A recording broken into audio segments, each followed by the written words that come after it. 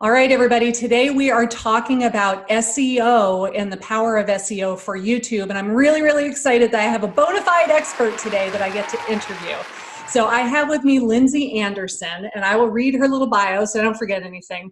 Lindsey is the founder and CEO of trafficandleads.com. Trafficandleads.com is a firm that specializes in driving traffic, getting leads, and nurturing leads to become lifelong clients. Lindsey is also a best-selling Amazon author of this book right here, The Click Technique, which is how I found her. So I got this off of Amazon last year. Then I learned that she had a podcast. I started listening to the podcast, and I joined her Facebook group, and I basically went all in on everything Lindsey because everything she told me to do has been phenomenal. So thank you so much for being here. I'm really excited to ask you a bunch of questions. I appreciate the invite. Let's do it. So in my course, and you are speaking to real estate agents, in my course, YouTube for Agents, I teach them all about SEO and how important that is for getting people to find your YouTube channel and specific videos. So why don't you tell us anything that we might not already know about SEO and how it's different from Google SEO and all the SEO stuff? Yeah, so the good news is that when you put a YouTube video up there, you're not only ranking in YouTube, but very frequently you can also rank in regular old search engine traffic. So this is really good for you guys in both aspects. But SEO is it's primarily the same for both, but there are some things when you're uploading a YouTube video that you kind of want to watch out for. So first of all, and I know Karin covers this in her course, but it's all about those what we call long tail keywords, where you're getting the name of your city and state in there and what you're covering in that video. That's how you're even going to rise above the competition, because there isn't going to be much competition because you're a special realtor and you're the one that's doing all of the right things. So it's really important that you kind of put some thought into the keywords. The quickest way to do that is to go off the YouTube keyword auto suggest tool. So you start typing in the city up there in YouTube and auto suggests will come up. And I would just take notes of those, because YouTube is actually just giving you recommendations for what other people have searched for. So those are my favorite ways to do that. The second thing that's really important is the watch time of your video. So you want to make sure that you're watching those stats, because if everybody's watching for 5 minutes and you're going on for 15 and they all drop off, then all of a sudden your rankings are going to start falling. So there's things you can do to keep it exciting. You can put what's called cards in there for right before people fall off to try to keep them engaged in your video. But watch time and keywords, super important. All this other tagging stuff we're going to cover today. And the other thing is, when you first post, it is so important to drive a ton of traffic to that YouTube video. So you always want your YouTube video, you want to put it on your blog, you want to send it out on social, you want to beg, borrow, plead, and steal from any kind of traffic from anywhere, because YouTube is looking at that and being oh, well, they are getting traffic. It must be a pretty decent video. That's awesome. So that's what I always recommend, is that as soon as you publish that video and it goes live, to share it on all your social media platforms. And you're right, we're not too proud to beg. If you can get your grandma and her 3 best friends to go watch your video and leave a comment, that's okay. Cool. Yeah, because this is just sending social signals to YouTube. That's all YouTube has, if your video is high quality or not, is if people are staying on and how many people are originally coming to it. So you do what you can with it. So how important is it to get backlinks to your YouTube channel as a whole from other sites? I'm so glad you brought that up. It's really, really important. And that's how YouTube SEO and regular old SEO are very, very similar. The number one ranking factor in all SEO is backlinks, because if 200 people are pointing back to your video or embedded your video into their website, that gives signals to YouTube that, oh, must be a pretty decent video. People are sharing it, backlinking to it. So it is really important. And that's another reason why you want to put it on your site and any other sites that you possibly can. But they have to be in good neighborhoods. Don't go to Fiverr and buy I'll get you 500 backlinks. Those aren't the backlinks we're looking for. We're looking for high quality, good backlinks to send those signals to YouTube that you are a decent video creator. So let me ask you this. If I share my own video on Pinterest and I make a nice looking pin and I pin it there, does that count as a backlink if I did it myself? It's not like a bona fide backlink, but it's called social signals, which is just another one of those things that YouTube takes into account. So yes, do that. Yes, do it on Twitter. Do it everywhere. Do it in your link back on your Instagram profile to your YouTube video. These are all just social signals that are going to help the situation. Okay, so if I share it myself, it might be worth something, not 100%, but then if somebody else repins it, that's when it really counts as backlink. Yes, that's right. Yes. Cool. So I had a user in my Facebook group ask me to ask you this. I want to know if creating a blog post where you've taken the transcription of the video, you've posted it and made a blog post out of it, and you're embedding the YouTube video in the blog post, does that help SEO or does that hurt SEO? Is that counted as duplicate content if we have a video and a blog post with the exact same title? Right. So duplicate content's like this weird thing that went around, and like, to be frank, with duplicate content, the search engines are now so smart, and they're actually they're kind of onto it. Like, it's really almost impossible to have like unique content, because you have all these sites that kind of duplicate things. You have like LinkedIn that people are duplicating, like all the things. And as long as YouTube knows what the source is, you're not going to get hit with that duplicate content thing. So let me answer the question. I was hoping that would be the answer. Yeah, the question is, please name your blog post that and embed that bad boy YouTube video in there. Absolutely. And like, just in general, I would not worry about that duplicate content thing. It is not going to, unless you are doing like something nefarious or what we call black hat SEO, which you guys aren't doing, you don't even know what that is, so don't worry about it. You're okay with it. Just do it. Like, Google and YouTube, they know what's up.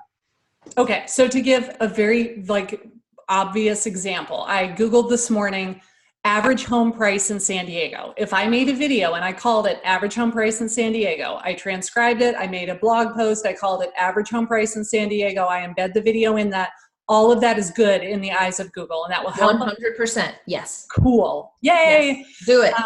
Cool. So that's interesting that you said Google is getting smarter and it knows this stuff. What other things might have changed in the SEO world in the last year or two that maybe we don't know about?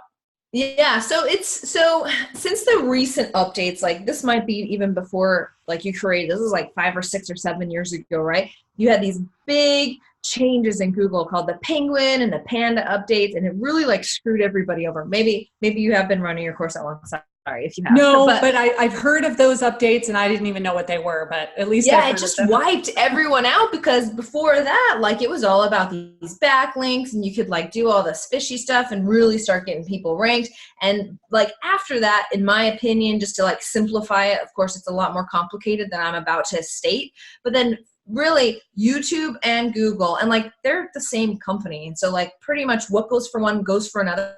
It's all about interaction, how long people stay, and whether it's viable traffic, and whether or not you are giving people what they're searching for. And you would be shocked at how good they really are at it. So if you guys go into your YouTube videos and you do what Karin says, where you're just Googling these questions and you're legit answering them and putting that in your title, putting that in your description, sharing it all over the place, trying to get all the traffic, it's really not much more complicated than that. Because again, you guys are using long tail keywords. They're not highly trafficked. They're not super competitive. And the fact that you are doing it and your competitors aren't means you guys are going to rise to the top. That's awesome. Let's see. I had another question I wanted to ask you about retargeting. Because we cannot take the Facebook pixel and put it on our YouTube channel or on a video in particular, what are some good ideas for ways that we could retarget? Because if I know 10,000 people watched a specific video, I want to chase those people down and show them more content. So give us some good ideas of how we could do that. Yeah, so even just outside of, and for those that don't know, you can go in, it's the same Google AdWords managers, everything else. They have all this retargeting stuff. And for most people on your program, it's not even going to cost that much to retarget them legitimately through the AdWords platform. Because you can go in and say, hey, AdWords, show this video to only people who have watched my video, liked a video, subscribe to my channel. You can get super, super targeted and really only be showing your retargeting stuff to the people who know you and who are a warm audience. So it's going to be well worth whatever money you can put into that. And honestly, if you Google how to run a YouTube ad, there's a million like tutorials on it. It's not that hard. And when you're doing it for a warm audience, I highly recommend doing it. So the other thing I recommend, and I got some cool things for you. So always in your description, I would always, and you guys can see this on your competitors, is you always put like, feel free to list like Facebook, like URL, Facebook, Twitter, and like just link after link after link so that they can find you. There is nothing wrong with putting that in the description of your video, as well as like an irresistible offer and that kind of a thing. So then you want to make sure that your Facebook pixel is on all of those sites, and you kind of run Facebook ads behind the scenes too, retargeting. And those are so easy to run and really inexpensive for people who are retargeting. So I always recommend to do both of those things, because that warm audience, if you're just in front of their face, they're going to pick you for their realtor like any day. Right. And Lindsey totally knows what she's talking about, because in this book, The Click Technique, the very first thing in the book, it says, they call me One Click Lindsey. So tell us why you are called One Click Lindsey. I will. And then I'm going to give you a really cool site that I don't know that even you know about this one, Karin. I'm going to tell you that. But they call me One Click Lindsey because essentially, if you can get people to make that one click, basically I had this customer, and I'm a repeater. That's how I teach, and that's just kind of how I am. I repeat these things over and over. He really wanted traffic and leads, and I was like, you have to be patient. I've just got to get them to make that one click. Well, we eventually made that happen, and he said, well, if it isn't One Click Lindsey, I got all these people on my email list now. We can turn them into clients. So I stole that. It's way easier to remember than Lindsey Anderson. And so the one click was just clicking on something to get on your website, just so that you could then retarget to him later. That's exactly right. Thank you. Yeah, you were a lot better. No. I'm just trying to like make sure that it's super obvious. It's so important. Yeah, and really, like any ad spend you put towards retargeting what we call a warm audience is so worth it. They're just so like ready to absorb the information. So, right, because just like you said, they already know who you are. So it's going to make them so much more receptive than like, what is this ad that's popping up in my newsfeed? I've never heard of this person. Yes, and if you think they're going to remember you, they're not. And so, it's basic sales 101 that you've got to get in front of someone 6 or 7 times before they're actually like going to even take you up on it. And if we like even look at big brands like Coca-Cola, right? Why do they still need to advertise? Everyone knows who they are, because the second they don't is the second people start forgetting about them. And that's why they keep advertising over and over and over. You know what I mean? Got it. Cool. So here's just a little hint. Try this one, okay? So there is a website, and it is called replug.io. And this is going to be really, really cool for all of you guys. So what replug.io will do is, like, let's say there's a really cool blog in your hood, okay? And like all them, like the moms go there to figure out the parks and all this stuff. And like on your social media or in your YouTube channel, you want to reference this blog, but it's not yours. You don't own it. You have nothing to do with it. You can go to replug.io and you can put this link in there. And then every time you share it, it will pixel them before they go to the content. So you can actually start tracking people who go to like this third-party piece of content, and then you can go and retarget them as a warm audience. Because if they're going to X person's website and they're interested in like what they are saying because it's about your town or your city, then you know that they are like kind of your prime audience. And not only that, I know, go check it out. I brought this just for you. It's even better, okay? Ready? Okay. You can even, Karin, get ready for your mind to be blown. You can even, on most websites, now you can't like do this on like a CNN or like an Oprah, like the big websites, but for little websites that don't have the protections in place, you can actually have this little pop up on their website, getting their email address. Try it, Karin. It'll blow your mind. Replug. Is there a cost for this? Probably for the pop-up piece, but not for the tracking piece. And so for instance, let's say that like the tourism board in your town did a really cool blog about, I don't know, the 10 best whatevers, and you shared it, and you can basically pixel the people that clicked on it and went there, and then have a little pop-up on their site saying, hey, are you thinking about buying a house here? come to my Yeah, can I show you an example? Yes. I have an example. Share your screen. Let me get Emily to give me an example real quick. Okay. Because it's so freaking That cool. is really, really cool. Yeah. I like it. I was excited because I have used keywords everywhere for my SEO research for a long time now. And I just discovered Neil Patel's thing, Uber Suggest. Yes, Uber Suggest. It was really super user friendly, where it said, average home price in San Diego, you have a 93% chance of ranking on the first page of Google if you write a blog post with this or something like that. And it was like, whoa, dang, that's awesome. Like when it tells you, do this, it will work. I love that. Yeah, it's so cool. That and I, you know, and yeah, I always use YouTube Suggest. We use TubeBuddy. I'm sure you've used TubeBuddy, and as well as vidIQ, which can give you like all of these awesome stats, all your YouTube videos. But let me just show you how cool this is.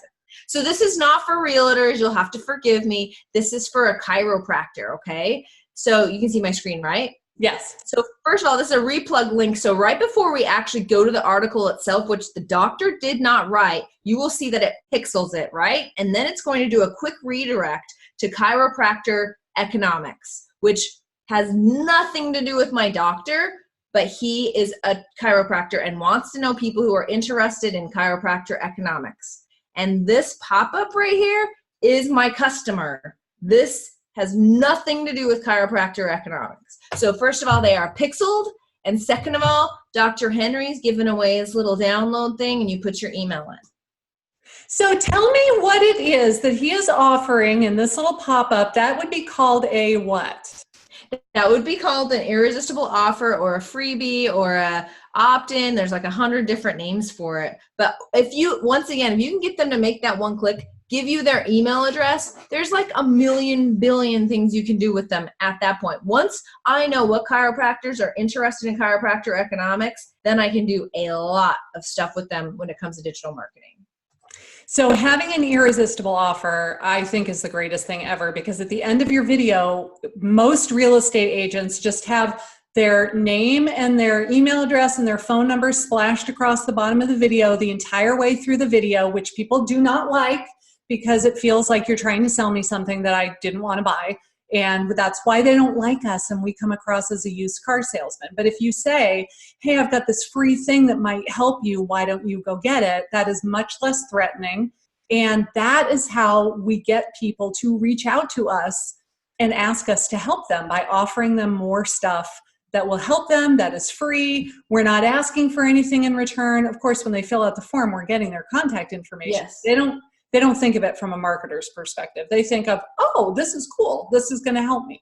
So I love that you say use an irresistible offer, because I have that as a call to action, not on half of my videos, but probably at least a third. And that is really, really helpful for getting people to reach out and contact you. It is, and it makes you so much different. And if your irresistible offer is unique, like, you know, best schools in the area or best restaurants, like whatever you can come up with that is so niche that they want, you would like, who else are they going to pick? Dude who didn't give them anything, or you who obviously knows all the cool neighborhoods in the freaking city and is nice and is giving you their info, and you built this trust and this intimacy, which is what we're all looking for with a realtor. Yep. I went to a course on Google everything about a year ago, and he said Google loves Google, so as much Google layers as you can put on your piece of content, the better. And he said to make the blog post, embed your YouTube video, and then for your call to action, what if it was something like a list of all of the gated communities in your entire area, and you made a custom Google map and you linked the custom Google map in there. So it was like layer upon layer upon layer of Google goodness. And that's why your stuff starts to rank really easily. Yes. And I mean, just from a marketing standpoint, like most realtors, I've worked with plenty of realtors in my day, and most of them are just unwilling to do this small steps. So if you guys do these small steps, you're just going to be way different than everybody else. I know. And people will come to you. I love to do research on what my competitors are doing. And if I Googled, homes for sale in Pooler, Georgia, for example, all the people that are paying for the Google pay-per-clicks ads, if I click on it, it literally just goes to their IDX feed, of a list of the homes that are for sale with no information on that page anywhere. It's just a list of listings. Well, why would they click on that? They can get that for free from Zillow. It's not what they're looking for. Nope. 100%. I love it. And that's cool. why Karin and her course are so powerful, because she's helping you to make digital marketing work for you. You guys just have to put in that little bit of work so that it actually like happens for you. She's not lying. It's so true what she says, everything. Yep. And it sounds like a lot of work, and I'm not going to lie, it's going to take work, but you don't have to have 350 different irresistible offers. How many do you think we could get away with? I think you can get away with one or two. You got to find like the win. I think you'll get away with the winning one, to be quite frank with you, Karin. So literally, if you made 5 and one of them consistently pulled in traffic, you could dump the other 4 and just use that. Yes, 100%. But then it's like, maybe you create sub-avatars. So like you have your parents who care about school districts and where you have to live in the school district, or you have like the young people who like to like go out to restaurants and all that kind of thing. But I mean, like those are really the only 2 that I can even, think of. But I think those 2 are awesome. And you could like pique the interest of anybody coming with either of those. I love it. I love it. I can geek out on this SEO stuff. I know. It makes such a huge difference. I mean, I was telling Lindsey, my phone rang about half an hour before we jumped on this call from a woman that said, we've been coming to visit Savannah for a long time. And all of a sudden, like after our last trip, we went back home and like on TV, they'd be talking about Savannah, and then something about Savannah would pop up in my news feed, and something about Savannah. And I know it's because I'm pixeling her. That's why it showed up in her news feed, because she read my blog post about moving to Savannah. And she said, all signs are pointing that we need to move to Savannah. So she called me. Hello. Like that's and not only did she call you, she feels like she already knows you, because there's so much intimacy and trust there, because she saw your face talking on video. Right. I know. So SEO is the bomb, baby. So you got to use it to your advantage. Yeah. So, well, thank you so much. So, like I said, I got this book maybe not a year ago, but it's been more than 6 months. I downloaded it for the Kindle version, and then I got the hard copy, and it's so full of valuable information. So tell them where they can get it.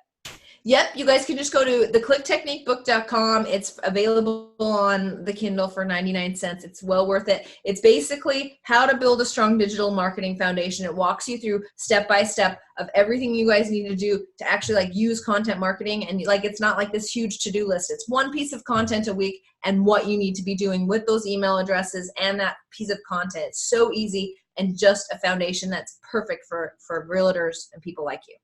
Awesome. And I do want to plug your podcast as well, because I listen to it in the car every single week. It's the Traffic and Leads podcast. And if you're a podcast listener like I am, you should definitely check that out too. Thanks, Karin. Awesome. Thank you so much, Lindsey. It was my pleasure having you on. And thanks for all the great nuggets you gave us. Yep. See ya.